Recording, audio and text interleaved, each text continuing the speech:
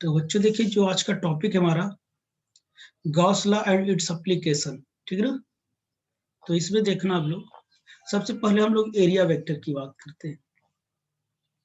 तो Gauss law पढ़ने से पहले कुछ बेसिक कॉन्सेप्ट हमको पढ़ने होंगे, ठीक है ना, जो कि इसके लिए बहुत इंपॉर्टेंट है, ठीक है ना। तो एरिया वेक्टर हम लोग देखते हैं।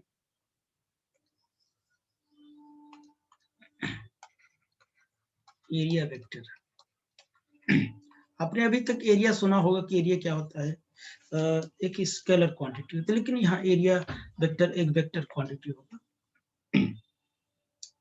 तो देखना, ये एरिया वेक्टर होता क्या है कि कोई भी बॉडी होता है वो infinite number of small small area से मिलकर बना होता है। कोई भी बॉडी हो, small number of area element से मिलकर क्या होता है, बना होता है, ठीक है ना। ऐसे स्मॉल एरिया एलिमेंट से मिलकर ये क्या होता है, बना होता है, जिसकी एरिया कितनी है, यस है, ठीक है ना। कोई भी बॉडी हो, ऐसे स्मॉल एरिया से क्या करता है कि मिलकर एक बड़ा एरिया बना लेता है, इस सरफेस एरिया को। तो जिसका जो ईच एरिया एलिमेंट्स हैं, जो भी हो ईच एरिया एलिमेंट्स, सभी के सभी, ये छोटे छोटे जो पार्ट है ये एरिया एलिमेंट है। इसकी जो एरिया है वो कितनी है पता है, वो डीएस है। इसकी एरिया कितना है, वो डीएस है। तो ये जानते हैं, जो ईच एरिया होती है ये नॉर्मली आउटवर्ड डायरेक्शन में होता है फ्रॉम द सरफेस। ये सरफेस की क्या होता है, आउटवर्ड डायरेक्शन में होता है।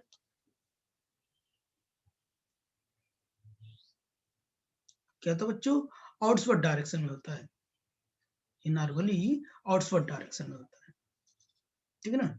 अगर मैं कहूँ इसका जो वेक्टर फॉर्म है, वेक्टर फॉर्मेट है, वो क्या है कि डीएस है, डीएस वेक्टर है, तो हम एरिया वेक्टर को निकाल सकते हैं। तो आप लोग जानते हैं कि जो नॉर्मल यूनिट वेक्टर होता है, कि नॉर्मल यूनिट वेक्टर क्या होता है, नॉर्मल यूनिट वेक्टर जो होता है n cap will be equal to magnitude of, वो सॉरी, ये वेक्टर ऑफ दिस एरिया और मैग्नीट्यूड ऑफ दिस वेक्टर। तो ये क्या हो जाएगा, ds वेक्टर बाय कितना होगा, ds हो जाएगा। तो ds will be equal to n cap into कितना हो जाएगा, ds हो जाएगा। ये हमारा क्या हो जाएगा, एरिया एलिमेंट हो जाएगा। ये this is the area vector हो जाएगा, एरिया वेक्टर हो जाएगा। हमेशा जब एरिया कट करते हैं तो क्या करते हैं, ये क्या करते हैं, n कैप इनटू ds लगाते हैं।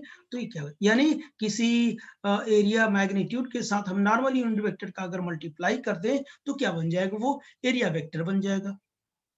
एनी प्रॉब्लम किसी को, वो क्या बन जाएगा, एरिया वेक्टर बन जाएगा।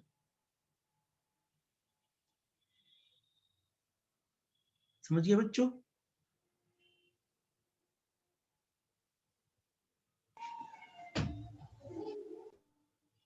इतनी बात तो आप लोगों को आती है, समझ गए ना। तो चलिए, अगर यहां तक की बात समझ में आई तो हम लोग क्या करते हैं, आगे बात करते हैं। यहां तक सब लोग जानते हो ना। तो ये क्या यस है सर। भाई, हाँ ये सरफेस इतना जानते हो, तो एरिया एलिमेंट तो लिखना नहीं। तो अगर लिखना भी चाहोगे तो आप कहोगे कि any body of the surface area yes is divided by the infinite surface element ds, each element have outward direction normally from the surface, so this area element is known as the area vector। तो definition तो नहीं लिखनी ना। चलिए, अब हम लोग करते हैं प्लेन एंगल की बात करते हैं। प्लेन एंगल, प्लेन एंगल क्या होता है, the angle subtended by the arc of the circle, the angle subtended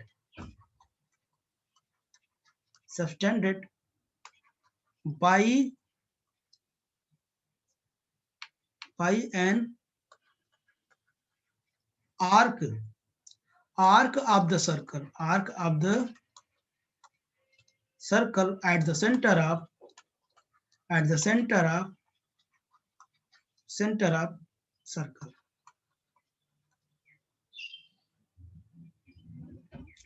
is known as known as plane angle. It is denoted by theta. तो कोई सर्कल है, देखिए बच्चों कोई सर्कल है, अगर सर्कल के किसी आर्क द्वारा, मान लेते हैं सर्कल का ये हमारा क्या है, आर्क हो गया, सर्कल के किसी आर्क द्वारा, देखो ये सेंटर है, सर्कल का आर्क है, देखो ये देखो ये आर्क द्वारा इसके सेंटर में जो एंगल बनता है उसी को हम लोग क्या बोलते हैं, प्लेन एंगल कहते हैं। इसी को मैंने कट करके बाहर निकाल दिया,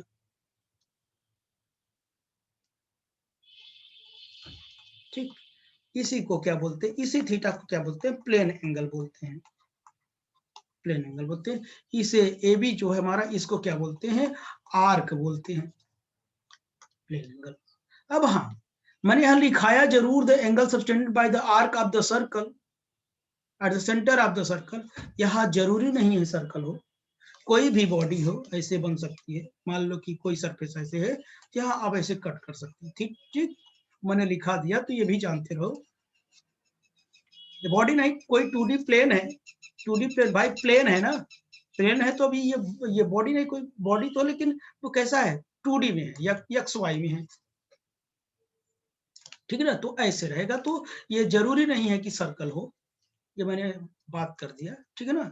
तो अगर मैं कहूं कि इसका जो आर्क है वो यल है, रेडियस कितना है, आर है, तो angle will be equal to क्या हो जाएगा, angle will be equal to arc upon radius, angle will be equal to arc upon radius हो जाएगा। तो बताइए एंगल थीटा है, आर्क यल है, रेडियस कितना है, आर है, theta will be equal to L by कितना, आर हो जाएगा ना। इसकी जो यूनिट होगी वो क्या हो जाएगा, रेडियन होगा, रेडियन होगी इसकी यूनिट। ओके बच्चों, अब बात समझ में आई, यस ठीक है ना। सर। हाँ तो आगे चलते हैं। अब आता है हमारा सॉलिड एंगल, क्या आता है, सॉलिड एंगल आता है। ये पेपर बहुत सरल है, ठीक है ना, तो इसमें इतना टाइम नहीं लगेगा जितना कि हम ऑप्टिक्स में पढ़ाने में लगता है और क्वांटम मैकेनिक्स में लगता है, ये सब अच्छे पेपर्स हैं। तो ये जो हमारा EMT होगा ना, ऐसे छोटे छोटे टॉपिक पढ़ते चले जाएंगे आप लोग बहुत इंटरेस्टिंग के साथ। अभी जो मैंने आपको PDF सेंड किया था उसमें आपने देखा होगा ना कितने इंटरेस्टिंग चीजें हैं ना, बोलो हाँ या ना, यस सर, बिल्कुल। है ना, तो ऐसे होते हैं। तो बताइए, देखिए सॉलिड एंगल बच्चों, सॉलिड एंगल क्या है, मैंने बताया the angle sustained by the area element at the centre of the 3D body is known as solid angle. The angle subtended by the area element at the center of the 3D body is known as solid angle. ठीक है ना, तो solid angle, तो अभी आपने plane angle पढ़ा, अब solid angle की बात हो रही, कोई 3D बॉडी है, वो 3D बॉडी किसी टाइप की हो सकती है, स्फेरिकल हो सकता है, क्यूबिकल हो सकता है, इरेगुलर शेप की हो सकती है, किसी टाइप का हो सकता है। अगर मैं इस टाइप का कह दूं, ये स्फेरिकल शेप हो गया, सर्कल नहीं है, स्फीयरिकल है, स्फीयर बना तो क्या स्फीयर, तो ये देखना ये स्फीयर बन गया।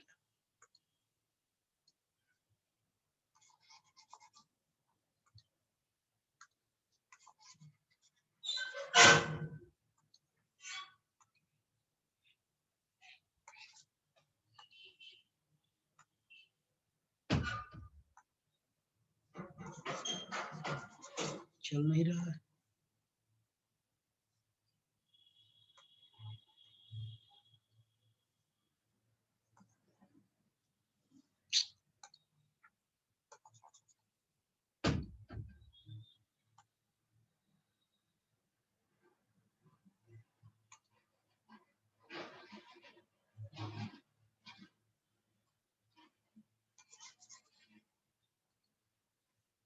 चली जाने, चल नहीं रहा पे, ठीक है ना। तो अब देखना, तो क्या हो जाएगा ये 3D बॉडी भी। देखना इधर, इसका सेंटर है, फिर नहीं चल रहा था, वही चेक कर रहा था। तो देखना इधर, ऐसे बना, ऐसे बना, ये कौन बना रहा पता है? इसका एलिमेंट बना रहा है, ठीक है ना। तो यहाँ एंगल कुछ ऐसे बनेगा क्या, बोलो। ये देखो, बाहर बनाओ तो ये देखो आप,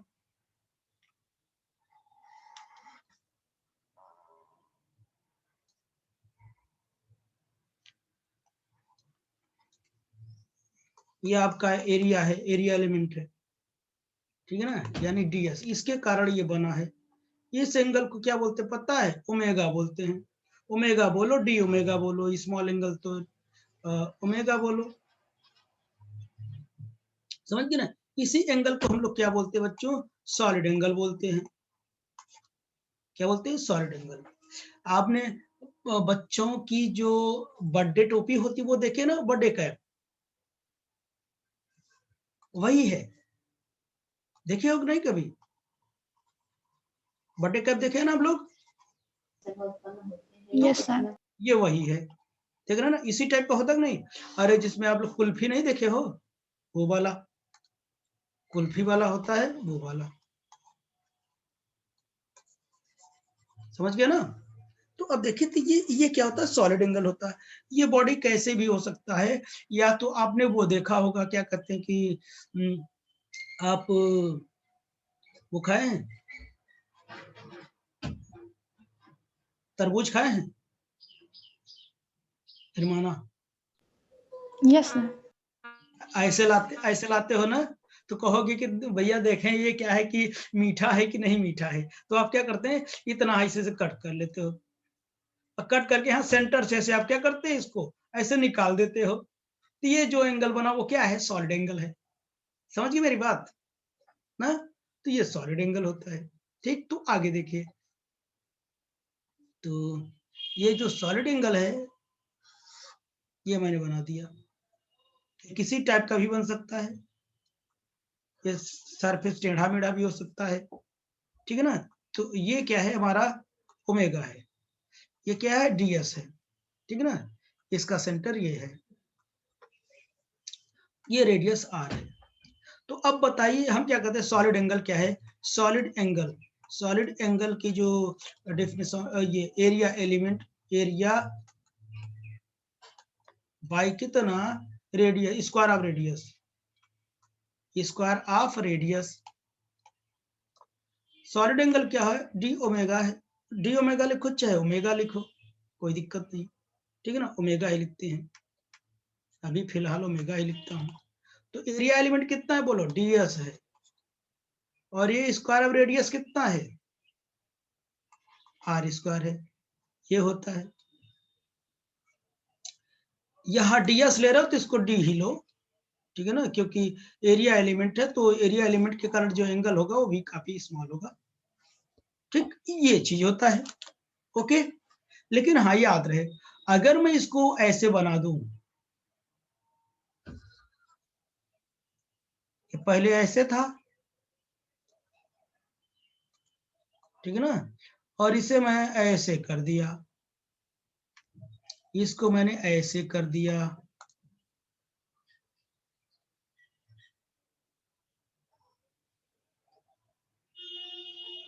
अभी इसका सेंटर ये था, अब इसका सेंटर ये हो गया, ठीक है ना। इसका सेंटर देखो बदल गया, ये देखो, ये इसका सेंटर है और ये वाला इसके सेंटर है, समझ पा रहे हैं? तो ये पहले से कितना बाहर चला गया बोलो? थीटा एंगल बाहर चला गया। ये वाला कितना था? डीएस था, तो ये कितना हो जाएगा? डीएस कॉस थीटा हो जाएगा, ये आर है, ये है, समझ गए ना? नहीं समझे? बोलो। तो क्या हो जाएगा यहाँ पर? डी ओमेगा जो क्या होगा, अब डीएस की जगह क्या होगा? DS cos theta by R square, M I right? चाहे देख लो, theta will be equal to 0 कर दो, कहा 0 की वैल्यू 1 आ जाएगी, तो ये लाइन कहाँ आ जाएगा? इस पर आ जाएगा, तो सेम यही फिर से बन जाएगा, यहाँ तक की बात समझ में आई? Yes sir. जी सर। बात समझ में ना? तो ये होता है, आपने ऐसा देखा होगा, पढ़ा भी होगा आप लोगों। और ये प्लेन एंगल सॉलिड एंगल किसमें आते हैं? सप्लीमेंट्री क्वांटिटी होते हैं, पता है ना? अब देखिए, तो इसकी यूनिट क्या होती है? स्टेरेडियन होती है, पता है नहीं? स्टेरेडियन। कोई बताए कि इसकी वैल्यू कितनी होती है? What is the value of numerical value of D omega यानी solid angle? Anybody can please, can say please? 4 pi. हाँ 4 पाई होती है। कैसे होती है?